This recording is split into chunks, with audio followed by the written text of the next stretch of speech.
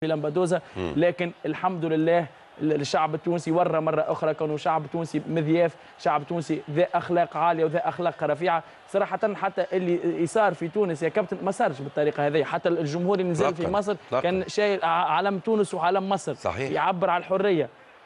لكن لهنا يا كابتن برافو للاعبيه نادي الزمالك اللي صراحه فما ملاعبيه الزمالك وفما ايضا اعضاء الالتراز نتاع نادي الزمالك نزلوا يحموا ملاعبيه النادي الافريقي نزلوا يحموا ملاعبيه النادي الافريقي بس هذوما الجماهير هذه اللي نزلت واحد لارضيه الميدان وتبوظت الماتش. انا كنت اتساءل يا كابتن لو كانت النتيجه 3-0 او 3 للزمالك 3-1 كان هينزلوا لارضيه الميدان. ما هو ده كان سؤال، كان سؤال انا وجهته الحقيقه برضو للمستشار جلال ابراهيم رئيس النادي.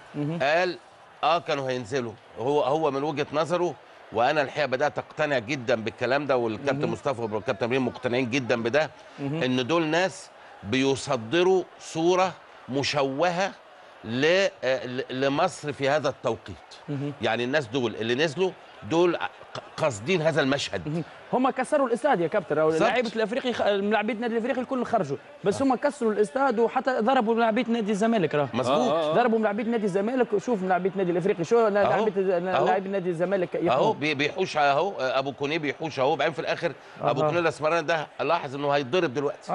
كل اللاعبين. يعني انت سؤالك الحقيقه سؤال مهم جدا. لو كانت النتيجه 3-1 كان ده حصل يا كابتن ابراهيم؟ والله يا كابتن انا قلت لحضرتك يعني انا اتصور وان شاء الله الايام هتؤكد هذا ان دي مؤامره وسيناريو متفق عليه هيعملها. الغرض الرئيسي زي ما حضرتك قلت افساد المباراه، ظهور مصر مش نادي الزمالك بقى بهذا الشكل وهذا المظهر. وانت هتقول وهيثم من غير ما يكون في ترتيب ما بيننا هيثبت للناس الكلام ده قريب او دلوقتي ان اللي انا قلته والكابتن مصطفى امن عليه وحضرتك امنت عليه. احنا هنذيع لقطه مهمه جدا جبلنا هيثم. مش عارف الناس كل في مصر متفقين وهذا من اجل افساد الثوره، وكأن الناس كلها كان في بالها اللي كان هذا باش يصير. طب يا كابتن انا هنا نلوم عليكم الناس الكل، علاش ما وقفتوش قدام هذايا وما تتلعبش المباراه وتتلغي المباراه ولا نغير مكان المباراه، والا نطلب تامين افضل للمباراه. انت صح 100%. لانه انا اللي سمعته كونه الاتحاد المصري عنده خبره وكونه المباراه حيتم ايقافها، حيتم افساد المباراه. يعني الاعلاميين الكل حتى رئيس نادي الزمالك قالوا كونه كان فما نيه مبيته لافساد المباراه. يعني حتى لو كانت نتيجه 3-0 كان فما لو كان الزمالك فايز كانت حتكون نتيجه افساد المباراه.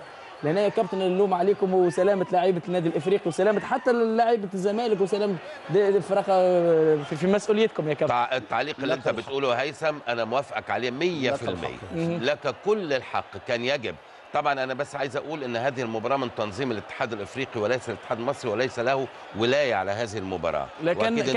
لكن الظروف الامنيه يا كابتن كان الاتحاد المصري ونادي الزمالك نفسه ونادي الزمالك نفسه. يعني الامر كان ممكن جدا. وانا قلت ده المستشار جلال ابراهيم وهو معايا على الهواء قبل ما تيجي هيثم. قال لي احنا قلنا استاد القاهره مؤمن ومتاكدين ان في قوات جيده والى اخره، وفي نفس الوقت الملعب بيشيل اعداد كبيره لان كان في ضغط كبير جدا على شراء التذاكر والى اخره.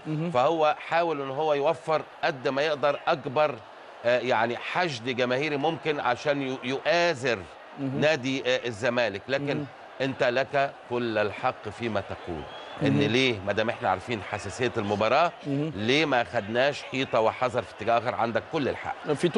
في تونس يا كابتن المباراه كانت متامنه والحمد لله. وشفت حتى الاقليه من جماهير الزمالك مفيش ده 3 4 5 اللي نزلوا كلام فاضي. واللي نزلوا يا كابتن كانوا شايلين علم مصر وكان الناس شايله علم مصر وعلم تونس. صح. عشان اول واحد نزل كان تونسي ماسك علم مصر. علم مصر وعلم تونس كان شايل العلمين هو. صحيح. عايز اسالك يا هيثم كابتن ممكن لو سمحت كفايه من الصور دي يا كابتن. كفايه دي؟ والله كفايه. انت اللي طلبتها؟ لا ده هي كفايه. اوكي خلاص كفايه الصور دي.